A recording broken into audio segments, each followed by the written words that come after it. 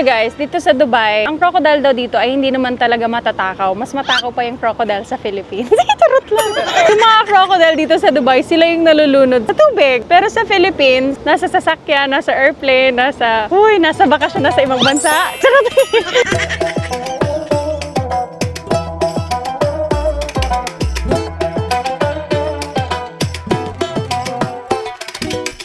Hello everybody! At tara, gala tayo!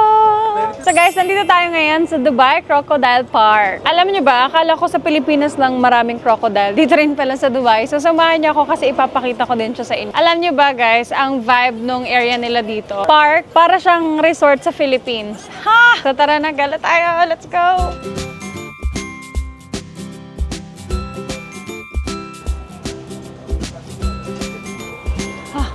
So guys, you can see here, ito yung reception nila.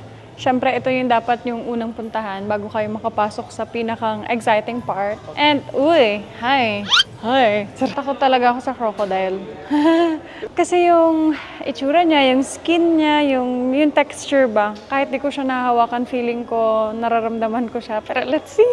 Let's conquer our fear. Let's go. Alam niyo ba ito, naalala ko sa amin, ito yung pang nilupak. Hindi ko alam kung paano nila ito ginagamit dito. Pero sa province namin, pang durog siya ng it's either rice or it's either saging o mais, ganyan. Go! Let's conquer our fear! This is the park map.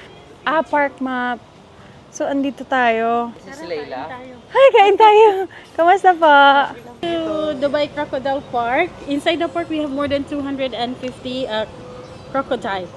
We have 3 open lakes, 1, 2, and 3, wherein all you can see are the adult crocodile that we have. Then my we do God. have indoor museum. You will see the baby crocodile inside. Hawakan pala natin yung crocodile.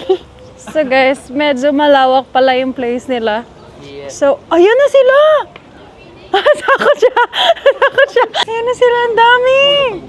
Kasi guys, meron daw sila ditong 250 crocodiles. Oh, the lake itself, meron siyang 150. Eto!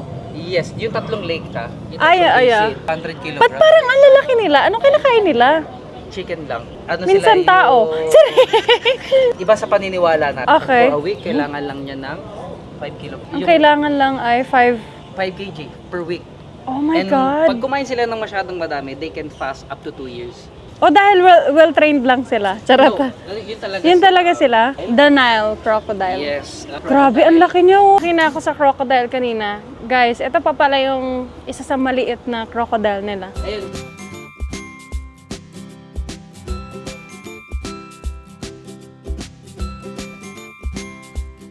Alam niyo guys, dito sa Dubai, nasabi lang po sa amin dito na ang crocodile daw dito ay hindi naman talaga matatakaw. Mas matakaw pa yung crocodile sa Philippines. Mga crocodile dito, yun yung mga nakalubog sa tubig. Ay, charot lang. Diba? Yung mga crocodile dito sa Dubai, sila yung nalulunod sa baha, sa tubig. Pero sa Philippines, nasa sasakyan, nasa airplane, nasa bakasyon, nasa ibang bansa. Charot. Dito sa area na to, kitang-kita natin yung malapitan. Buti pa sila nagre-relax sa tubig. Uy, grabe, ang laki nun. Ano yun? Alay na lalaki. Ito, nasa baba mo lang eh. Eh, siya lalaki. Yan, lalaki. Yun din lalaki, di ba? Wow. Kaya mapapansin mo, may mga pingas yung mga mukha nila, right? Oo, They're bakit? fighting. It's either over a female or over a territory. Oh my God. So guys, alam nyo, nakaka-amaze kasi, ang dami nating nalalaman about crocodiles. And I'm happy kasi, syempre, mas na-educate tayo pagdating sa mga habitat nila or kung paano sila nabubuhay, kung paano sila alagaan. And syempre, yung mga misconception natin. Alam nyo ba, maaliwalas and maganda yung location talaga nila. Alam mo yung masasabi mo na talaga na safe yung mga crocodiles. Ayan para lang siyang tayo na nagsa-sunbathing. Hala, charot. Alam niyo ba guys na ang crocodile sa place na iniikutan natin ay 250 crocodiles. And sa area nito, sa lake itself, it's 150 crocodiles. So, aabangan pa natin yung 100 na crocodiles. Ang sa pagbabalik ng matanglaw. Miss Rochelle, ano na? Ay, dito pala, mali. Exit na yan. Ay, exit na ba to? Oo. Kung gaano siya kalapit, Pwede ako mag-feed mamaya? hindi natin na ipaalaw. Hindi pa. Hindi. Actually, ginagawa lang talaga siya ng zookeeper. Professional. Alam niyo, gusto kong mag-try magpakain ng crocodile, pero nakakatakot kasi baka umuwi akong kalahati na lang yung katawan ko. Wag na lang. Ipaubayan na natin siya sa mga professionals. So guys, nandito tayo sa museum. Tara, pasok tayo. Wala ba akong makikitang crocodile na bibigla dito? Wala. Wow, the crocodile, 200 million years ago? Kaya. Okay.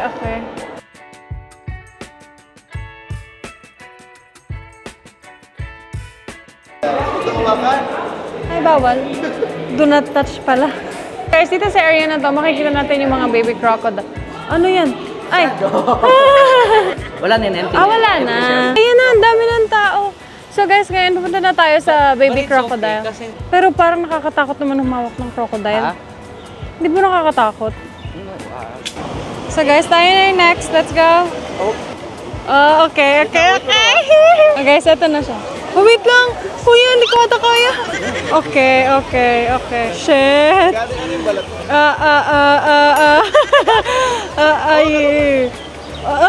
Move. It's okay. Move.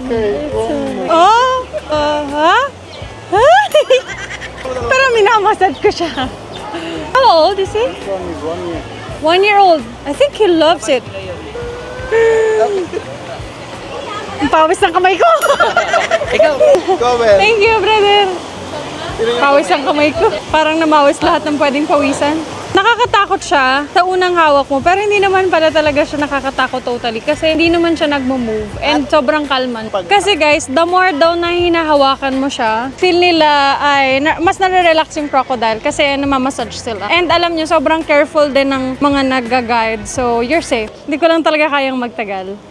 So guys, dito na yung mga juvenile crocodile.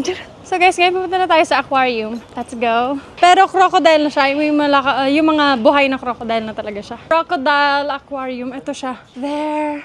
Let's go. And guys, alam nyo ba na kung magtataka kayo, ako kasi tinanong ko na rin kanina, yung mga isda na yan, nagtataka tayo, ba't di nila kinakain? Ba't di kinakain ng crocodile? Pero yung mga fish daw na yan, ang naglilinis sa katawan ng crocodile. So, meron silang relationship. Sana all. Ay!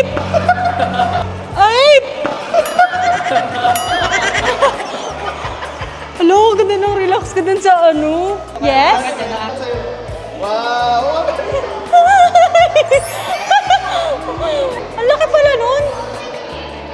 Mukha siyang maliit kanina dun.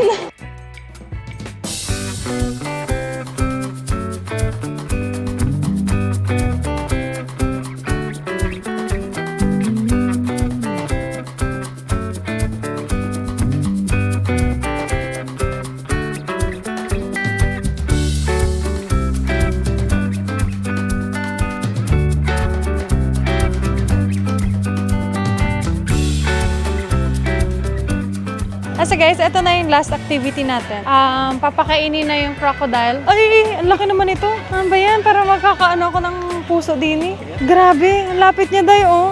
Pero alam nyo, kalma sila pero nakakatakot siya kapag bumibigla sa mata mo. Ganun. Ayan na siya, bumabangon na siya. Lalaki siya. Hirap na hirap siya. Ang laki niya. Lalaki siya, no? Yeah. Nahihirapan na siya. Yeah, oo. Ayan nga, oh, pabangan na rin siya. So guys, ang kinakain nila ay chicken. Alam niyo kung gaano sila kakalma kanina. Gano'n naman sila kakalma ngayon. But at the same time, makikita mo yung pagiging wild na nila. Alam niyo yung pinapakain, isang buong manok or isang half na manok.